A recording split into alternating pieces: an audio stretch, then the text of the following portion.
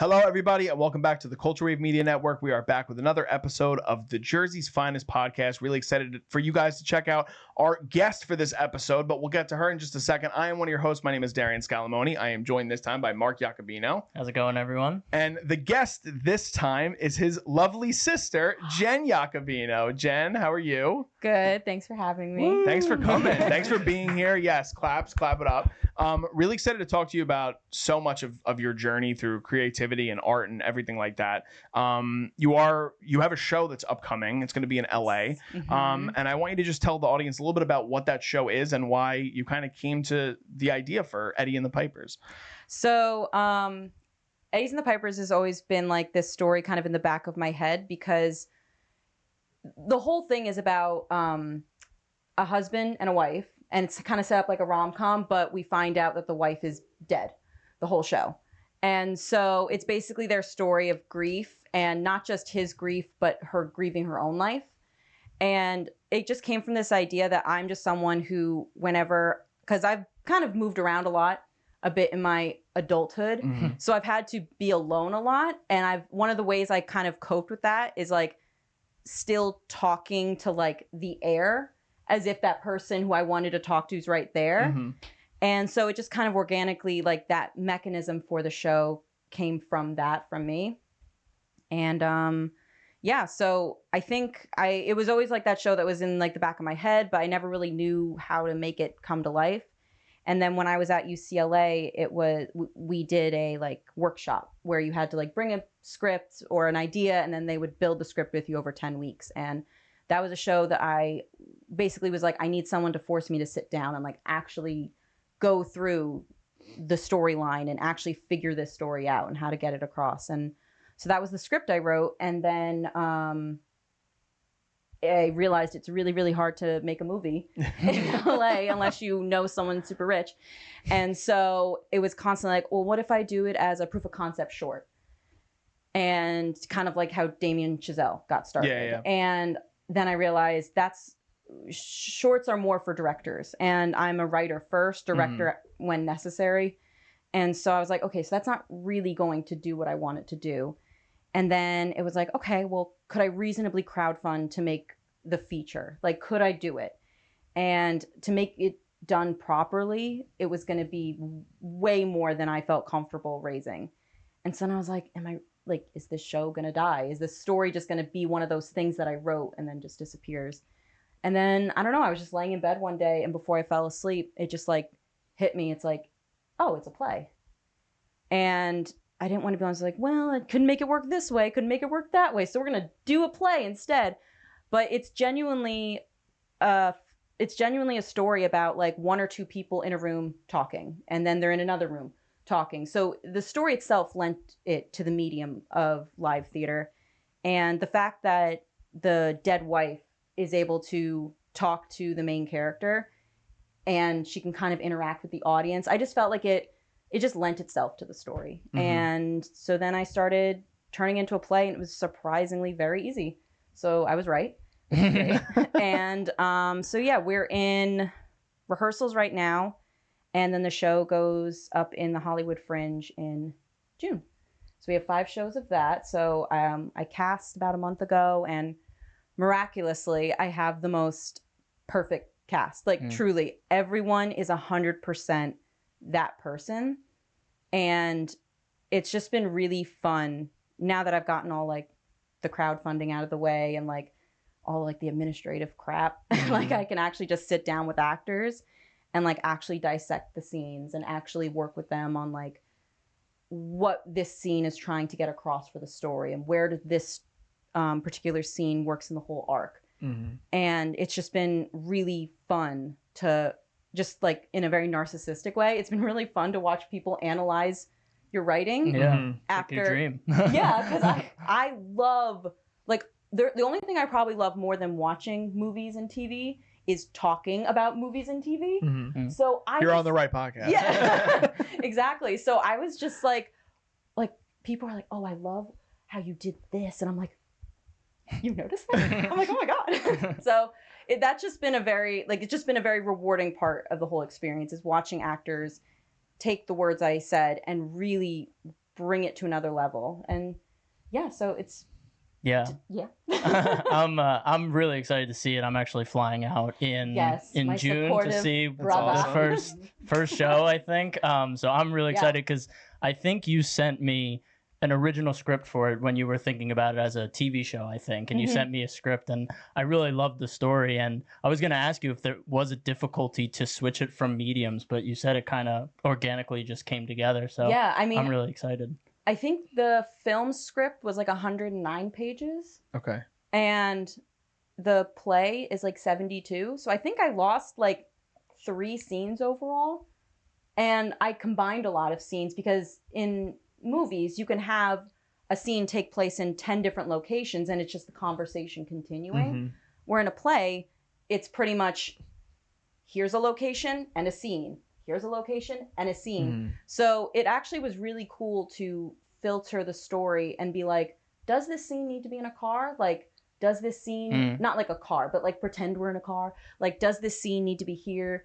And so it's just in like storytelling in general, it's just really cool to watch how you can kind of decide whether something actually adds to the scene or if you're just thinking, oh, this will cut well. You know, like I wrote it because, oh, it'll cut well. Whereas here I was like, I don't have cuts. So it doesn't work anymore. So that was really cool to see how the mediums change. Yeah, the creative process I think is so interesting. But for me, like the one thing I want to understand for you in this story that like Mark alluded to, like you've had this idea for years and it's gone through many different inceptions and idea phases and things like that. The center of the story with grief and having one character being dead, one character being alive and having conversation with one another. And like you said, the audience. Why is that something that stuck with you from the beginning? Like, what is it? What was the kernel with this idea where you were like, I need to tell this story so much so that it's lasted throughout the years for you? So I'm an atheist, like true blue, proud of it. Like, not like an edgy, like, oh, I just don't want to be part of the crowd. Like, genuinely, it's how I filter through the world. It's how I process grief. It's how I justify my everyday life is through that lens. And I just, because when I'm writing a script, I do like to lean into my influences, not so I can like Frankenstein a script together, but like it's good to watch movies when you're trying to make a movie because you not only want to know what's been done, but you also want to know what hasn't been done. And so I watched a lot of movies about dead characters and they were all like super sad, which makes sense, but like that didn't feel right for me. And there was a lot of like, when it came to like dead character stories or dying character stories, it was a lot of religious overtones and it was a lot of heaven and hell. And that's just not how I process death. That's not what it is to me. And so when I was writing the script, if the thing that kept making me come back to it is this idea that I don't know if there is an afterlife story for atheists. Like, and I feel like atheism generally gets a bad rap. Like I said, people usually think that we're just trying to be mean or just trying to be like edgy and stuff. And I feel like this kind of brings a new light, this story, because it's not about anything other than you are responsible for your own self. There is no one to ask for forgiveness but the people you love and yourself. And it's just very focused on growth is internal. It's self-motivating. And so, yeah, that was like kind of the thing that kept making me want to tell this story. It was the thing that I was like, I feel like, because that ultimately was what made me want to do a play. I was like, I just want the story out there. I just want people to experience this story. And I think that's one of the things that I really was attached to, was giving this different perspective and a good perspective, I would say. Yeah. I can just tell Mom would be shaking her head right now watching this episode, like, oh my God, she thinks she grew up in this house of atheists. This is such a bad look for our family, Jen. I can't believe you said that. Well, she's gonna come to the show, and I'm so excited to be like, Jennifer, people are going to think that you grew up thinking, what kind of mother? There's no God. It's like, no, Mom came to that all by myself. Oh my God. No, I love though that how you talk about the intimacy that you feel in terms of telling basically your interpretation and your perspective of how you've lived life and trying to provide that for the audience, but it's also you're living through it for yourself. Like that's kind of part of it as an artist, which I know is, you've already talked a little bit about like how important that aspect is to you, the creativity and the part of that within the play. So with the intimacy of the characters and now the intimacy of the cast, like all the stuff you're doing in preparation for this, like how is all that going and how do you feel so far going into it? I feel so good about it that I literally took a week off in the middle of rehearsals to come out to New Jersey. Yeah, we love that. That's true. Like when I did the table read, which was like maybe 3 weeks ago, it was the first time half of the cast had even read the script. They were like, "Oh, you wrote it? Yeah, sure, I'll be a part of it." Like, it was just like a genuine outpouring of like just really talented, lovely people who are like, whatever you want to say, we trust it. And so I was so nervous to do the table read because I was like, I don't know how this is gonna go. People were crying during the table read and laughing during the table read, and I was like literally sitting on the edge of the table. I'm like, oh my God, this is going so well.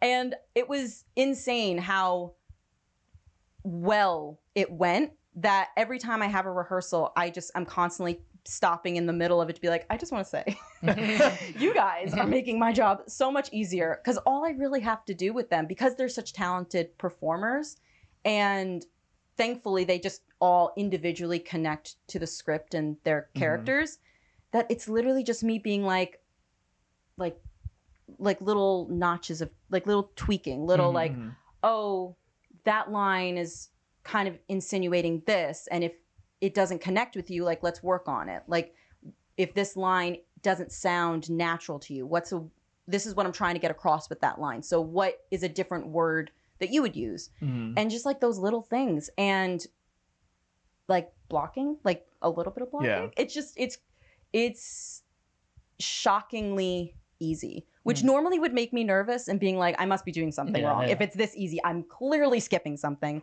But I think it's just going well because it's going well. I think part of it too is that it sounds like the performers are kind of like allowing themselves to give themselves up to you, which must be like, oh, absolutely, such a rewarding process for you as someone who's putting on a play. This isn't your first play, or it is your first play. So this is like that whole process must be crazy rewarding for you. Yeah, I haven't done theater since like high school. Yeah, I was gonna like bring it back to like the origins of like the Eatontown Playhouse. My lore. Yeah, Eatontown Playhouse. Middle school, I forget what old lady you played. What was that? Old lady. You had the old lady makeup in Fiddler on the Roof. Classic theater. Was she not an old lady? Yeah, she was the matchmaker, but my 11-year-old ass killed it. Yeah, and then I'm sure you did. Yeah, I'm sure you did. And then Eatontown Playhouse, you did Anne Frank, which I don't even know how old I was. I just saw the play Anne Frank way too many times. Just like I have vivid memories of seeing Anne Frank in the Eatontown Playhouse. Yeah, because Mom would go to like at least she was like, there has to be someone at every show. So if I can't go or your father can't go. And then I think, you were just young enough that you were like, just throw Mark in the car. Let's go see Anne Frank. Let's do it. Made you cultured, clearly. Exposed you to the arts. You're welcome, actually. Yeah, exactly. Yeah. That's a great older sister syndrome. Right there. And then you made it to FPAC, which if you're new to the network or you've been here for a while, you know that everyone but myself was part of FPAC at our high school that we all attended. So there, I forget. I just remember the one night where you did like the Eva voice, I think it was, and you had that like French song. Yes. But yeah, because I was forced to sing. Yeah. And I was like, listen, lady. And obviously I was not that rude to my teacher, but the energy was, listen, lady, you and I both know that I can't compete with Juilliard in the back seat. Okay. So let us do us both a favor and just, I don't want to do this. And she's like, well, then you're going to fail. Yeah. And I was like, well, that's not an option. So as I usually do, it's like, well, if you're going to make me do something, I'm going to do it my way. And so I found the one song that isn't sung, and it's literally me just saying a bunch of French words, pretending I'm singing a French song. So yeah, that was pretty entertaining. And Yeah, so I guess this is like a full circle moment for you. You didn't expect to end up in plays again, but here you are. No, I definitely didn't, because I kind of got stage fright, which is weird because I did so much theater for so many years that like the concept of being afraid to be on stage in front of people was like, why would I be scared of that? Like, it's fine. Like, you know what you're doing. Just go up there and do your thing. And I don't know what light switched on where it was like self-awareness, and all of a sudden I was like, you are so embarrassing. Now you know how we feel. I was like, you are never going on stage again. And yeah, I just was like, no, that's not for me. I'm behind the camera. I'm writing. Like, I don't want people to be looking at me. I want to write something that people are looking at. I was like, I don't want to be part of it. And so the biggest fear I had when casting the play was, I really hope I get enough people that are good enough and interested that I don't have to be one of the parts. Like, that was a huge fear of mine, because I genuinely was like, I really don't want to do that. And ultimately my cast convinced me to do a cameo. So I have one line at the beginning of the show. Okay, it's very meta. Yeah, I literally walk in and say, everyone's in their seats. We can start now. And so it's like, it's the funeral director. And so it's very meta. I So like that. I was convinced. I have a theory and it's something that came from film, which is the best idea wins. I literally don't care who comes up with it, but it's whatever, if it's a good idea, we're going to do it. And so ultimately, whenever they pitch me an idea, if it sounds right, I'm like, all right, that's what we're doing. They're like, listen, imagine everyone's getting in their seats, everyone's settling in, and then you come in and tell, and like very meta. And I was just like, damn, that's good. All right, I'll do it. So yeah. I'm curious about that transition for you, because like Mark kind of said, like you were acting for a lot of your youth, and then you had that transition period where you're like, no, I something switched. Was there something for you that was like, I need to go the writing route, or was it like where you were always creating ideas from when you were younger, and then like that kind of just came out as you got older? Like, how did that transition go for you, and how did it kind of happen? I mean, I've always enjoyed storytelling. That's always been like my MO. And writing, same thing. Like, I think the first thing I wrote per se was like I wrote like a little children's book in like the second grade, because I didn't realize, like, it was just like another layer of self-awareness. I'm like, wait a second, you can write books? They don't just appear out of nowhere? Yeah. And I was like, wait a second, I could do it. And so I wrote it, and I was like, that was really fun. And then I wrote like my first novel in like fourth grade. But that's crazy though. Like the kids aren't sitting around doing that. Like, that's a testament to like how you were able to creatively live that out for yourself. Well, it was because I had a good teacher who was like, hey, you love doing these like 20-minute writing prompts, you know, where they put the picture on the screen, and it's like, write a story about this cat. Yeah. And I literally would be like, this is the best 10 minutes of school ever. Yeah.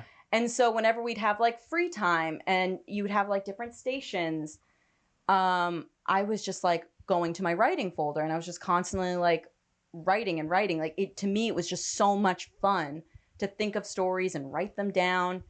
And I just had really good teachers who saw that and weren't like, you're supposed to be in this station, like, put your writing away. They were like, have fun, Jen. Do you want more paper? Yeah. Let her, like, you're embracing what they're giving you, and you're living it out. You know what I mean? Absolutely. I think that so much of that though, like I was the same way. Like, when I was in high school, like the only classes, and middle school and stuff, but like the only classes I liked were writing classes. And then I went into film, obviously, as a medium too. So I do think it's like that precursor. Like, it gets you as a storyteller, because there's like the math brain, and then there's like the English brain, you know? So I just think that's really interesting. But FPAC, going back to that for a second too, and your experiences in that program, as Mark said, like, most of us have been in the program before, and it's like an intensive program from ages like 14 when to you think 18. back on it, absolutely. Yeah, so I'm curious what that experience was like for you, and if and how it prepared you for life after high school in the arts, because that's what I give a lot of credit to. It's like,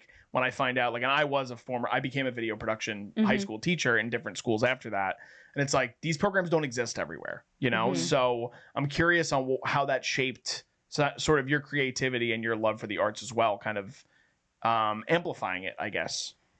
I love this question. I was so hoping you'd ask something like this because, like, I know exact moments where I heard it and I was like, ooh, I'm going to remember this one forever. Mhm. So I'm like, yes, I finally have an interview where I can be like, let me pull this knowledge out. So first off, I just want to say, after coming into the arts as an actor, I bring that into writing. And I think that's one of the things I've been complimented on from actors is I love the words you're giving me. And when it's not just like the story, it's the physical words. And I just, from being an actor and having to read plays and having to read scripts and stuff, I was like, I want to write dialogue that like actors want to say. Mm-hmm. Like, I want an actor to be like, I've always wanted to say something like this, or I've always wanted to, like, I don't know, like go there with it. Yeah. And so I knew in like freshman year? Yeah. Freshman year. Yeah. They were like, even if you don't go into acting or performing arts the rest of your life, your children, our students, will be good speakers. They will be thoughtful speakers because they've had to read and analyze words so often that when they speak, they're naturally like having that filter. It's like it's almost like they're creating that neurological path that it's hard to unlearn. So when I'm writing, I'm constantly like thinking, if I were an actor, like if I were still in that space where I wanted to speak, like wouldn't I want to give myself like some pretty badass fucking lines? Like, wouldn't I want to say something that like reaches into your Indiana style and pull it out? Yeah. Like, that's the kind of stuff I like to write. And it's all because of FPAC. It's all because I started as an actor, because I know what actors look for in writing. I know what actors enjoy. I know what actors don't enjoy. And I take all those things into consideration when I'm writing.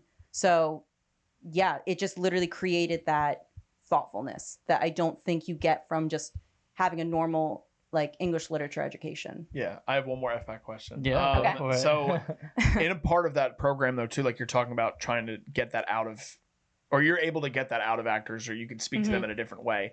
When you were in that program, was it something where you were literally having those conversations as a teenager with like classmates? Or was it more like you were having it with Kaz, like were you talking about like the depth of a piece and like you were talking about analyzing the text, but it's something where it's like, it's me. But yeah, so like, yeah. I'm just so curious about that. Cause for me, it's like that creative process for me personally, and it sounds like similar to you, so much of that is something that you like allowed yourself to open up to, you know. A lot of teenagers wouldn't do that at that age. You know what I mean? Well, there's a great book that actor or writer I genuinely recommend. I'll send it to you so you can plug it Put in it in here. the description. Yeah. But it's called An Actor's Dictionary. I still have it in my personal like writing library. And it's this idea, and I know it's very cliche, like what's your motivation? But like every line, it doesn't matter what you're saying. It like word wise for an actor, because an actor is just supposed to get across behavior. So every line you need to know what is the purpose of that line. What are you saying with that line?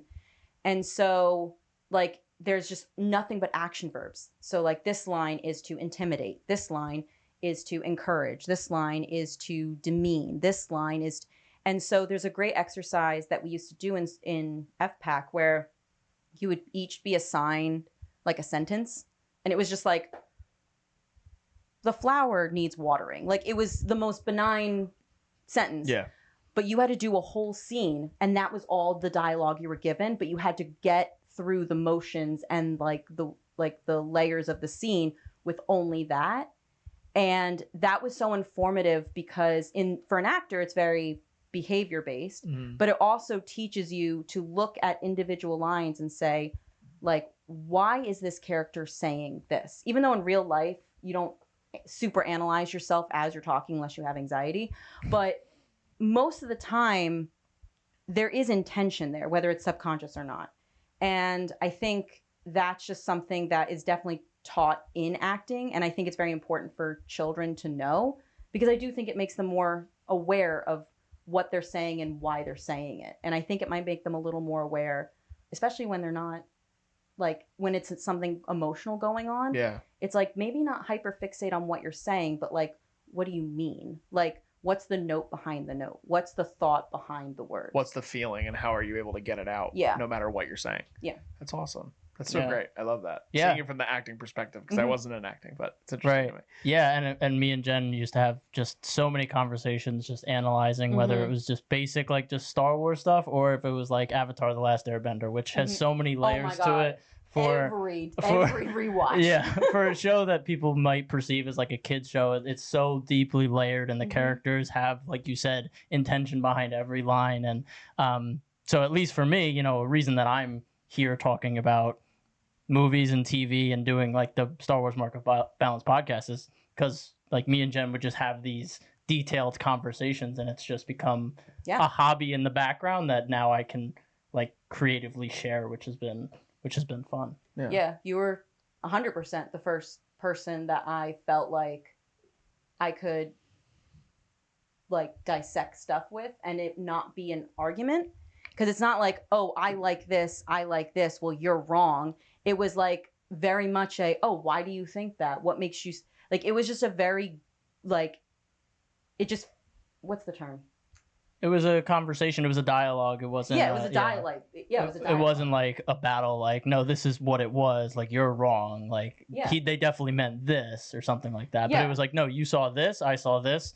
Both are cool. Yeah, exactly. And then sometimes you'll pick up on something and it like blows my mind. I'm like, oh my God, like how did I miss that? Yeah, right. And vice versa. And you're like, oh, so it's also a very like pleasant exchange. I feel like when it comes to movies and TV, people get very like emotional. People get very like emotional and attached to their perspective. And I think when you have critical thought about a piece of art, if you both go in with like that positive idea and like you both have like good intentions, and you trust your dialogue partner to know what they're talking about, because art is subjective. Like, I know it's the most cliche thing in the world, but it is like something that means something to you. And there's a reason in your life, in your lived experience, that particular thing like was so blaringly obvious to you, but I have a completely life and lived experience. So it might have gone completely over my head.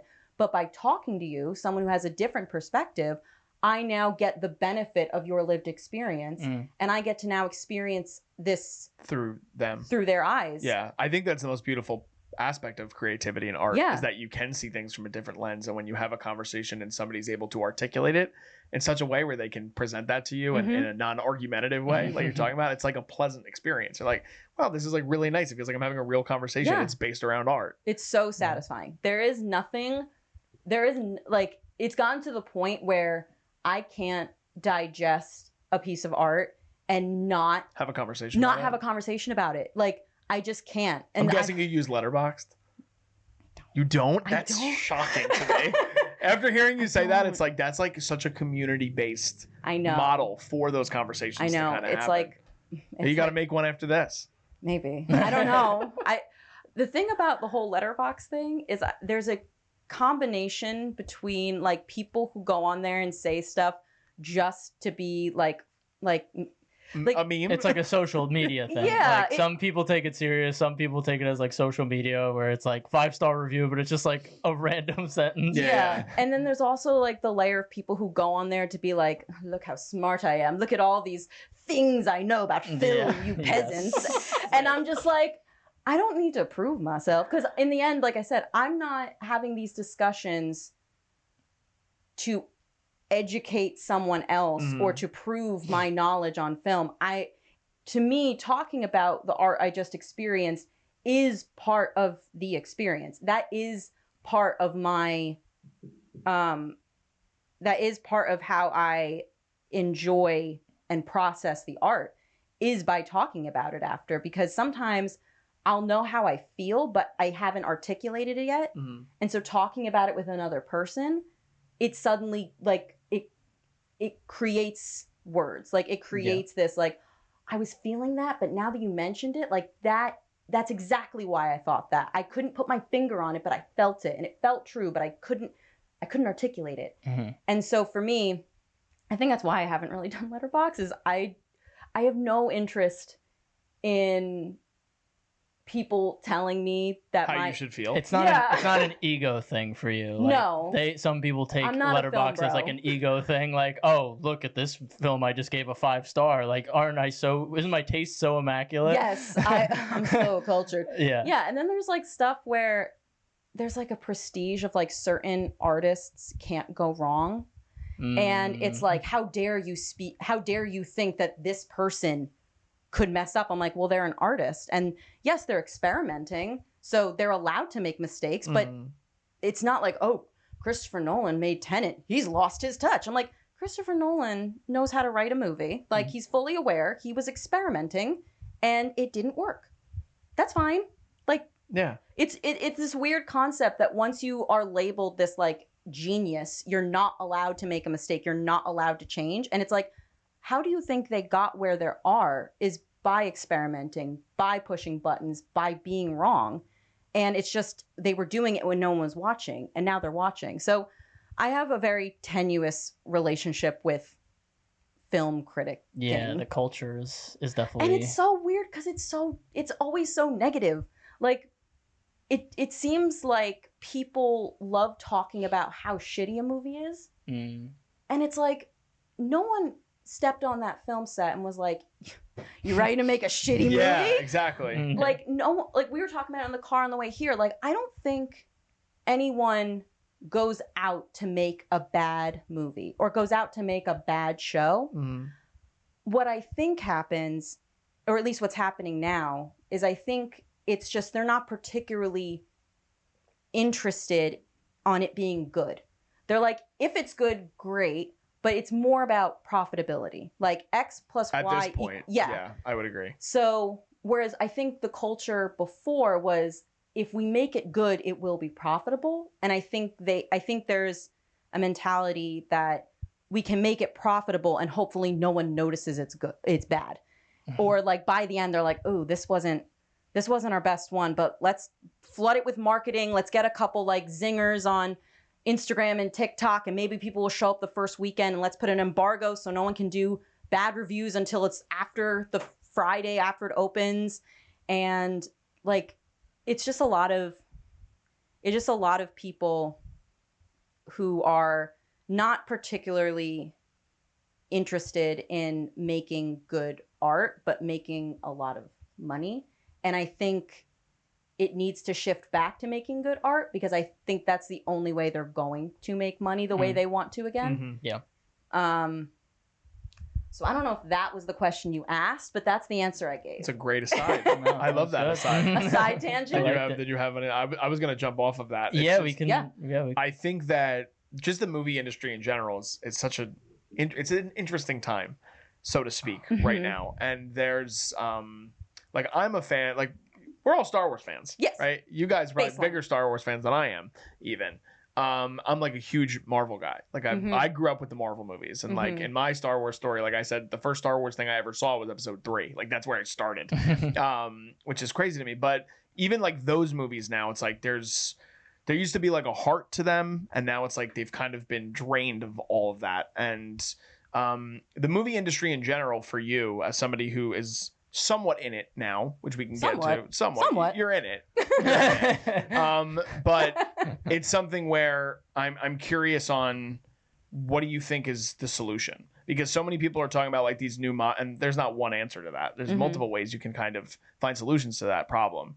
But it's interesting how like a movie like Anora, like, it's such a small budgeted movie and it does so well with awards, but that's not obviously all that easy either, but they also profited off that movie. Yeah. So I'm kind of just curious, as we're all fans of cinema and film and television as well, like, how do you feel about the way we're going, and how you think maybe there's a way to fix it?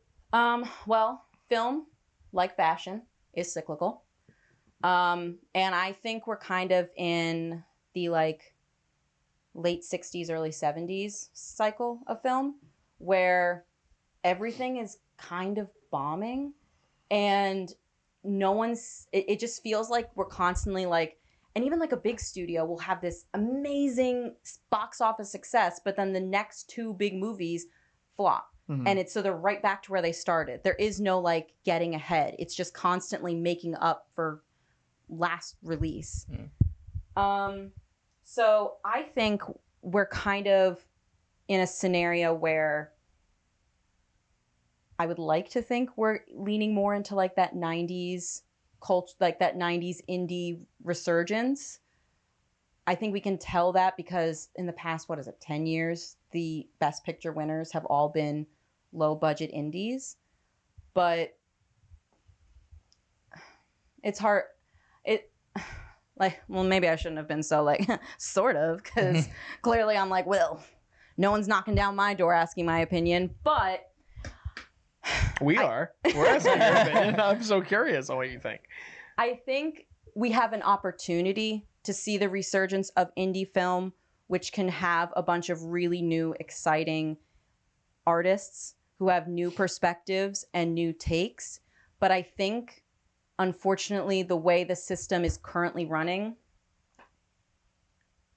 once they do one really good indie movie, one of the big 3 knock on their door and say, here's $100 million after you just did a $1 million movie. Make the next Star Wars movie, make the next Marvel movie. And it's like, what about that movie makes you think that they can do an action sci-fi with a budget that's astronomical? And I think it's, my theory is they want control. They're like, hey, you're used to no money. Here's a shit ton of money, a big property. You're going to get, it's like the weird, like, you're going to get great exposure, but we don't want any of your ideas. We don't want any of your uniqueness. We want you and your prestige to stamp on our product, to say, hey, look how good it is. See, it's art because we have an Academy Award winner directing it. And it's like, but nothing about that particular artist is in the final product because they don't get final cut, say. They don't get... they probably aren't writing the script if they're a writer-director. Well, there's probably 15 people writing the script. And an executive boardroom. Yeah, they're probably given 10 versions of the script that they're going to eventually film all of them. And then the editor is going to take those 10 different movies and try and put it into one movie. Like there's no one creative, cohesive force behind it. Yeah. It's an amalgamation, which you would think with film, because it is such a group effort, there should only be one captain of the ship. And that's the director. It's the one unique vision. And then everyone does their job individually very well to bring that vision to life. And I think right now there's just a classic too many cooks in the kitchen. And I think they can buy indie artists without what makes them successful as an indie artist. And, everyone's got to get their money. So if someone's going to drop 20 mil in front of you, like, who am I to be like, turn it down? Yeah. I think you guys are both like huge proponents of, instead of making $100 million movie that you stake your whole year on, make 5 $20 million. Bring back the mid-budget movies. Cord Jefferson, who talked about it at the Academy Awards when he won his Oscar for American Fiction. $10 million movies, not $100 million movies. And it's like 100%. One of the movies, I don't know if you've seen this movie, but like my favorite movie of the year so far is a movie called Black Bag. And I don't know what the budget on it is. But it's Steven Soderbergh. There it is. Yep. And it's a small cast. It's a spy genre movie. I think it might have cost, I don't know, anywhere between like 40 and 60. Which is still pretty big. It is, but it's at this point, unfortunately, it's mid-budget. You know what I mean? Yeah. But that movie completely bombed, and it's a fantastic, simple, well-made movie. And it's like nobody is going to see these things anymore. Maybe that movie again could have been made for $20 million because you have Fassbender and Cate Blanchett leading it. I don't know, but at the same time, like those are the kinds of stories that we should be seeing more of. I feel like because. So can I bring it back to FPAC for a hot second? Yeah, sure. Okay. So something I learned in FPAC, being primarily theater, is you train your audience. So if you train your audience to show up, that you're going to start your play late, they're going to show up late. If you train your audience that you don't have to get dressed up. They're not going to get dressed up. So I think the reason good movies can be made and are still bombing is because we've trained the audience to not go to those movies. We've trained the audience to only go to the movies with the stacked heads. Yeah. The stacked casts. On the posters. Yeah. Floating posters. head posters. Bring back mid-budget, bring back good posters. Like, please, I beg of you. True. But yeah, I think the studio system has trained the audience to expect bad and be shoved down their throat that it's good, and to not trust those little movies they've never heard of because the movie costs so much, or it'll just be on streaming in 2 months, so I'll just wait for it there. Like, there is no anticipation of like, hey, do you want to feel something? Do you want to have a sense of catharsis? Do you want to have an emotional experience?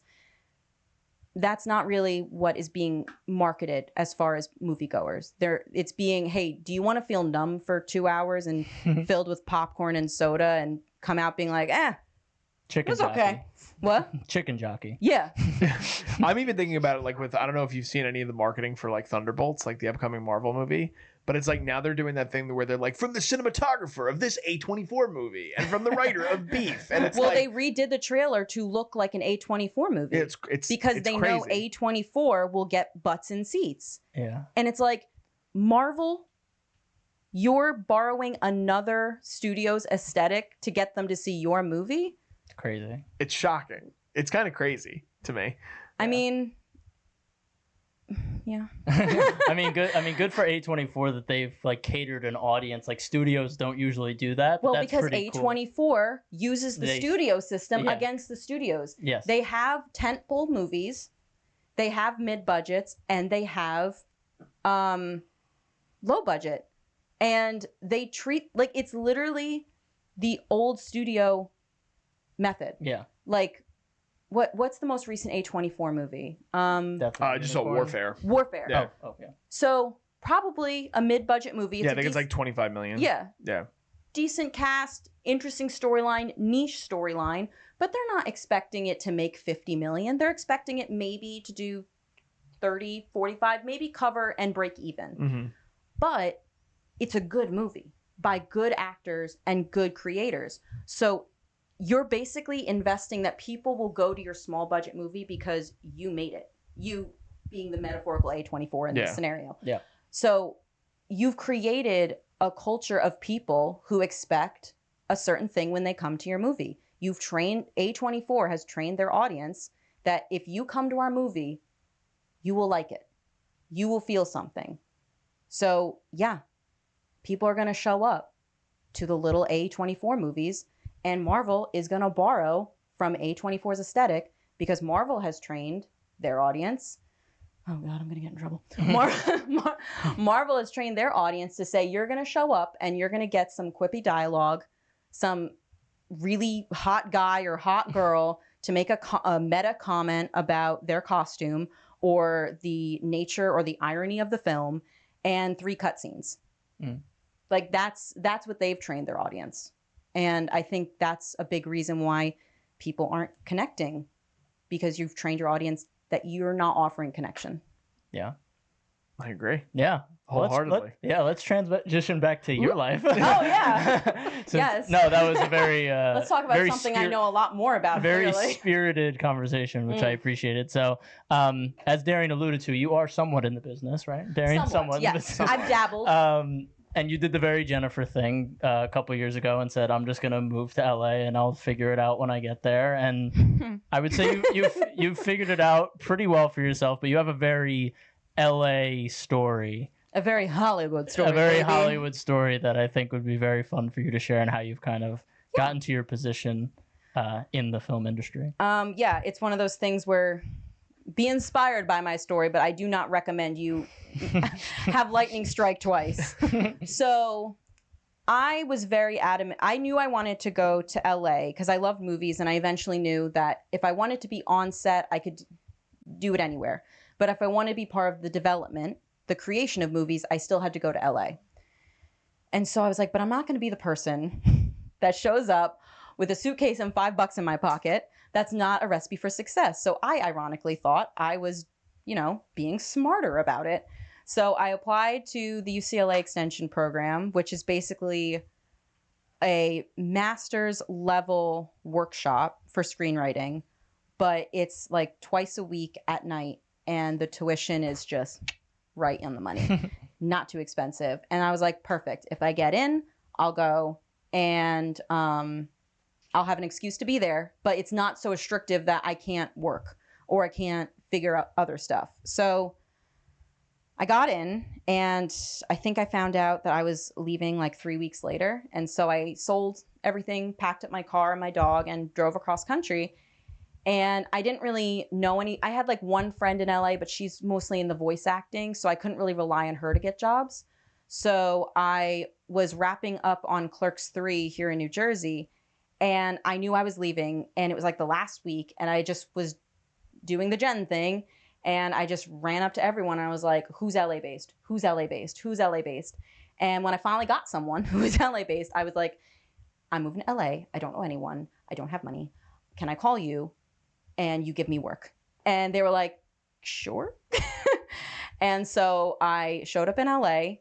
I had a long-term rental, Airbnb rental. I showed up after driving 50 hours by myself and realized that there was no furniture. Oh my God. I showed up. I was like, this isn't like the pictures. It's like, oh, well, Jen, that was the person who lived there before. You're finishing out their lease because I didn't read the fine print. Fine. So I was sleeping on the floor with my dog. And I was like, this is a huge mistake. And I got a couple PA gigs from that one person I knew. And the meritocracy still holds strong on set. If you do good work, you'll get called for more shit. More shit. I can say that. You've broken that barrier. Well, at that moment, I realized I did. Sorry. Yeah. And I eventually was like, all right, you know what? I think we've done enough. We paid the rent. I think we have enough money for a $20 table. It would be so great to not eat on the floor anymore. And so I went on Facebook Marketplace and I set the thing to like 20 or less. And someone was selling a table and chair set for free if you pick it up yourself. And I was like, right on the money. So I drove over there, and of course we were having a hell of a time trying to get in the car, but it was great because it allowed more conversation. So we were talking, and like we just really vibed, and she was just so funny and so nice. And I don't know, like I have this little intuition thing because I remember all these moments where all of a sudden I just feel like I get smacked on the head where I'm like, you should do this. And so I'm literally put my keys in the car and I was going to drive away, and I just turned around. I was like, hey, I live like 10 minutes away. I just moved to LA. I'm going to UCLA. Because she mentioned she had kids. I was like, if you ever need a babysitter, I used to teach elementary school back in New Jersey. Like, just hit me up. Here's my number. She's like, okay, sounds good. And then I drove away thinking like nothing will come of it, or maybe something will come of it. And a week later, she said, hey, are you busy today? My babysitter bailed. And I was like, I'm on my way. And got along great with the kids. And like, as she's getting to know me, she asked like what I'm doing in LA. And this is the part everyone should do. I was honest. I was like, I came out here to be a writer's assistant. I'm trying to learn about development. So I just got here and I'm giving it a go. And I guess me and the kids got along great. And I left. And at some point in there, she had called her husband, who was looking for an assistant to start his production company. And she was like, I think I found your next assistant. And he came back from working on set and he's like, hey, I'm blah, blah, blah. Do you want to come work with me? And I was like, sure. So we interviewed, got along great. And it was hysterical because I knew him, but like he mostly does like horror stuff. And I have like never seen horror movies in my life. Mm-hmm. So in my head, I was like, oh my God, I'm like the least qualified person to work with this person. But ultimately it made me a better fit because it was like what we were saying. I brought a perspective from outside the genre that made me valuable in my own way. Like just being myself, being like, I don't know if that's going to translate, or maybe that's a thing in the horror world, but it's kind of goofy to me.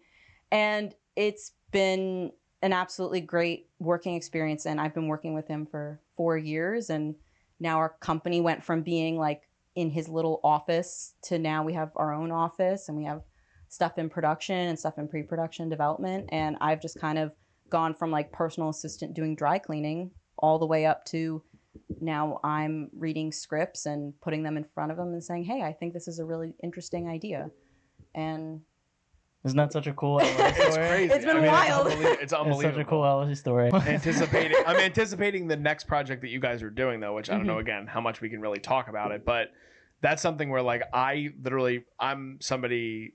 I love art and creativity as well. And I'm also like, I was a journalism minor in college. So much of it is like, I love entertainment journalism. I always have. Like, I was getting Entertainment Weekly at like age 12. It's like, it's ridiculous. But like, I read Deadline and Variety, like everything, like daily. It's like my New York Times, essentially. Yeah. And so one day I'm scrolling and we're in a group chat, obviously, at Mark. And I'm like, dude, your sister is producing a movie with me. Like, this is crazy. Yeah. I don't even think she had told me at the time. Yeah. So she just was just like, well, I'm doing that. The joke of it is we had been crafting the press release for like a month. Well, that's what I was going to, like, the timeline thing, too, for people who might not know. Yeah. Like, time in Hollywood or time in the movie industry, if you want to talk about that, too, and how you don't have to name drop the project, but, like, how you got from that point to where you're at now, and, like, what that process is like for creatives, because some people have no idea. Yeah. You know what I mean? It's like the pipe dream for some people. I don't exactly agree with the pipe dream, but I'm not saying I'm saying I think that there are people that have that belief where they're like, well, this can't happen to me. Oh yeah, okay, I see what you're saying. You know what I'm saying? Yeah. Yeah. So I think the interesting thing about film that I was like, oh, production is going to be so much different than pre-production. It's going to be so much different than no, same beast. It's hurry up and wait. Like everything either needs to happen right the fuck now, or like it takes months to get like half a step ahead.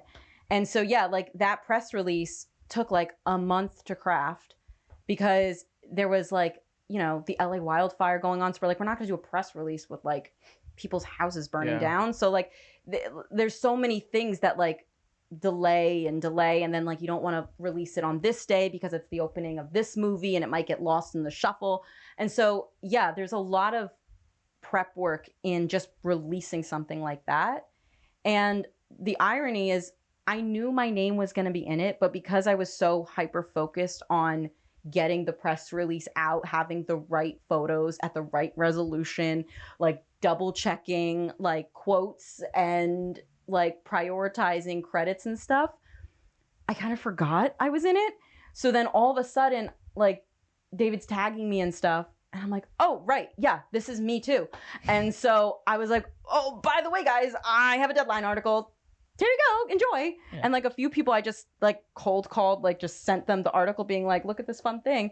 And I had this one friend, because I have a good group of guy friends who we all just talk about movies with. And I just posted it, like just sent it to them. And they were like, oh, cool. Like, that's a cool new movie. And I was just like, no, like scroll down and read it. And they were like, holy shit, that's you. And I was like, yeah, it's me. So yeah, Deadline official. Yeah. As we mentioned like earlier in the discussion, like it's not an ego thing for you. Like that's why I didn't know about it, or maybe you didn't tell us about it. There wasn't like a whole to do about it. Guys, 5 days from now, my name will be household. Like it just happens, and you're in it for the right reasons, and I think that will show in the art. Yeah, it's truly. I mean, I love what doing well at your job can do for you in the industry. I love what being known can do for your job in the industry, but my job is to make good movies. So that's kind of where my goals and focuses are, is just making a good movie, finding a good movie, like building a good movie. That I need to work on being more of a little self-promoter, but clearly I'm doing much better. So. There we go. Yeah, here's progress. I think the other part too, like, I don't know how your perspective on this, but it's like connecting with other artists is so important. Like, again, like the whole movie making process, Mm-hmm. regardless, like you said, like there's one captain of the ship, but it's such a collaborative process Yes. to go through that. And you need to rely on other people and you need to trust other people to do things. So like that experience for you, I'm sure also has to be so rewarding from being like from where you started, not like you're at a point now where you're producing movies with David. Like, I think that's such an exciting thing. Yeah. I mean, it's what's been a very surreal transition in this has been going from booking interviews and booking things and being kind of the girl in the corner with the coffee and the bag and the trying to not breathe super heavy, even though I've just ran up a flight of stairs, to me walking into a room and people coming up to me and saying, "Hey, Jen," like, so, and like, it's still very surreal that I'm like, oh, right. Like, people want to meet me. People want to talk to me. Like, that's the part I'm still kind of processing, that I am my own individual now. I'm not just supporting another person's career. Like, all of my effort can kind of be focused on the work. And then the work I do creates the interest in me, as opposed to like some other people in the industry who's do the opposite, where their method of getting work is by making it about them so that people are looking at them, and then the gamble is when they show up, can they do the job? Yeah. I prefer the other method where I like to prove I can do the job, because I know coming from set and getting my like feet wet in the film industry from being on production sets is doing good work. People will call you. People want to work with people who can do a good job, because it just makes the process so much easier. It's so much easier when you know the person you're calling is competent, can get the job done, versus someone who's like, yeah, they're famous, or yeah, they have a crap ton of followers, but like, what can they do? Like, what do they bring to the table in real time? And it's just really cool to see the fruits of my labor 5 years later. And that's something I will also say. Chaperone is a great example of it. I don't care when you start your career or your interest in the arts, 10 years. I have never seen anyone who has a clear creative vision, who has an astounding sense of self and their identity and their authenticity. If they entered the business less than 10 years, they're going to fizzle out. It takes so, like I said, it's hurry up and wait. It takes so long to generate those things, like just natural incubation, fruits of your labor. Pink Pony Club is a 5-year-old song, you know? Like, she didn't come up with that on TikTok last year and it blew up and now all of a sudden she's everywhere. She wrote that 5 years ago when no one was looking. And she invested in herself. She created her persona, her aesthetic, and she wasn't trying to be the next Britney Spears. She was trying to be herself. She's like, I want to be me. I want to be the first Chaperone. I don't want to be the next Lady Gaga, even though people compare her to that. And I really respect her for that. And I admire that in my own world. I'm like, yeah, I'm not as far along as other people my age in this industry, but I'm like, but I'm only 5 years in. Like, I still have 5 more years, and then in 5 years I'm gonna nail it. Like, and people are gonna think that it's overnight, and it literally never is. And when it is, it doesn't last. I believe that to my core. I think that's a great message. I really do. I love that. As an artist, I feel similar to a lot of that, and I just thank you for coming on and talking about everything that you've gone through in your life as an artist and a creator. I think it's really exciting, and that's a great message for hopefully everybody that's watching that is an artist. But one of the things we did also want to touch on is just what you do enjoy as a creative. What are things that inspire you, things that you're watching currently, all that kind of stuff. So 3 quick questions at the end. Okay. What are you watching currently? Or what are some things that maybe even inspired like your play? You talked about you watched so many things with dead characters, and how like you had it. Is there any inspiration from anything you pulled from any of those that you want to touch on as well? The easiest one is going to be the inspos for the play, I think. So the big inspos for that are Fleabag, Ghost, and Harold and Maude. So I liked the mechanism of Ghost. I liked the candor with the audience of Fleabag. Mm-hmm. And I loved the message of Harold and Maude and the aesthetic and the tone of Harold and Maude. And so it was kind of that amalgamation of those three things that really cemented it as like this, or like this. It's like borrowing different colors from different palettes, and like this is the original color of Eddie's and the Pypers. What am I watching? We just finished Daredevil. That was, I think, the most recent show we watched. I think, yeah. You're watching Last of Us. Watching Last of Us. Mm-hmm. We saw the premiere a couple days ago, so that was really exciting. Movies you've seen recently? Movies we've seen. Oh God, unfortunately, couple of duds. Sadly enough. Anything at award season you really enjoyed this past cycle? I really loved Sing Sing. Mm. That movie. There were so many times I paused that movie because obviously I watched it at home, where I like got out of my seat, like pounding my chest. Like, I'm just like, oh my God, that hurt, that hit. Like, it's movies like that really get to the meat and potatoes of experience and character that I'm like, I always say, I'm like, this is what we play for. Like, this is why we make movies, like to make people feel. And just like the methodology of how they filmed it, it was just so creative that they other than Colin and Domingo, almost everyone else was a first-time actor, which was so great because like then you don't get caricatures of people, even if like an actor isn't intending to. Like you just get people in their very raw, authentic selves, and that's also honestly what translates more than anything else. Like at no point did I think anyone in that film was trying to do anything, and like it just was so moving when, and it speaks to the director more than anything, when they're able to get those moments out of non-actors. It almost hits on a different, like it hits emotionally but also hits in like a logical way, because you're just like, that's just pure reaction, that's just pure human emotion, because they're not thinking about it, they're just doing it.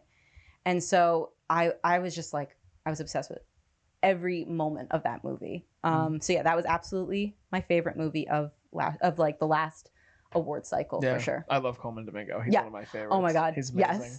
Yes. Music. You already touched upon Chapel Roan a little bit, but music that you're listening to currently, and then again, maybe music that inspires you as an artist. Doesn't even necessarily need to be related to the play, but things that maybe you listen to while you're writing or things like that as well. I've always listened to movie scores when I write. Okay. 100%. Our film teacher was like that too. Yeah. Yeah. My boyfriend can attest, if I'm in a moment in a scene and I found a song that perfectly, like because when I write stuff, I have to see the movie. I can't write it if I can't see it. And so I'm like, this is the sound of what the soundtrack would be in this moment of the film. And so when I find the right song or the right 30 seconds of a song and I'm in that scene, I'll be writing that scene for hours. On a loop, just on a loop. And I think I was writing one scene, and it was, have you ever seen Tick Tick Boom? Yes. Well, Jonathan Boom. Larson is like one of my creative influences. Absolutely. In life. Rent is my favorite musical of all time. So same. But there's a great moment in, I mean, the entire movie is amazing. It's probably one of my favorite movie musicals ever. Also got extremely shut out when it was part of their award season, but it's fine. I agree. It's fine. We'd go on for hours. But there's a moment where his best friend finds out he has AIDS, and it's just him singing like Johnny Can't Decide. Yes. I feel the same way. And he's so crazy. Yes. I feel the same way every time I listen to that song. Yes. And I was writing a scene and I could hear the song and I was like, I have to play this song while I'm writing this. I must have played that song 100 times over and over again, just to stay in that emotional space while I was writing. Cause it was just like the emotion was just pouring out of the lyrics of that. and the performance of it, that it was like as close to having an actor reading the words as I could get. And I was like, it was like the thing I was talking about earlier. It doesn't matter what they're saying, but like the behavior and like the emotion coming out of it. So I'm like, that's what I'm capturing. That's what I'm trying to emote. And it's just so much easier when it's already there. And I can just be like, what would this character say? Like, what moves this scene along? But yeah, so I tend to do that. And unless it's like a super like, because I wrote another script where it was very like Wolf of Wall Street style, like very like bing, bing, bing, bing, where I listened to a lot of White Stripes for that script. Okay. So a few times it'll be like actual like non-soundtrack music, whatever you want to call it. But that's usually because I'm like, if they were to make this film, I would want them to use this song. I wrote it to this song's like cadence and beat and energy. So it's almost like I'm building the soundtrack for that movie or for that project. So I used to be the same way when I would like craft scripts when I was in high school. And then books. Are you a reader? And what I mean? Yes. Or like, do you read scripts too? Like I know, like obviously for your job, but I'm saying like, did you used to read scripts like when you first started? Like I used to do that in high school, but I don't as much anymore. Answer your first question. I'm an audiobook person, so I've been told that means I'm not reading. Even though I disagree. I disagree vehemently. Sorry, I'm touching wires. I disagree vehemently because I'm like, you are processing words and being told stories and still envisioning it. And there's something to be said that the only time you hear correct grammar is when you're hearing an audiobook, because people don't talk in correct grammar. People don't follow a direct thing. So I'm like, I think exercise something else. Anyway. She also listens to audiobooks at like 2.7, like 3 times speed. I'm like, it's because you got to get through it. You got other things to do. It is like gibberish when I'm in the car. I'm like, I can't make up one word. Yeah. Well, it's a muscle. So you do learn. I didn't start that fast. But so the current audiobook I'm listening to is, oh goodness, what is it? It's, I'll have to check my Libby app. I have like 3 going right now. One by JoJo Myers. It's like a sad girl book, palate cleanser. Wedding People, which is like a dark rom-com type story, which I'm loving for my play, like being able to read that. I think that's the one I'm like currently like playing. And then physical book is 1984. Nice. And to answer your question about scripts, when I was learning script writing, when I was learning formatting, when I wanted to learn how artists did certain things or how they translated certain things, I was reading scripts. I've gotten to the point now where scripts are a document of what the film will be, but ultimately, as a writer, you're kind of writing your own story. So watching films can give you an idea of like the story you want to eventually write, and like tone and stuff like that. But once you understand the formatting, once you understand how certain people do it, you kind of have to do your own thing.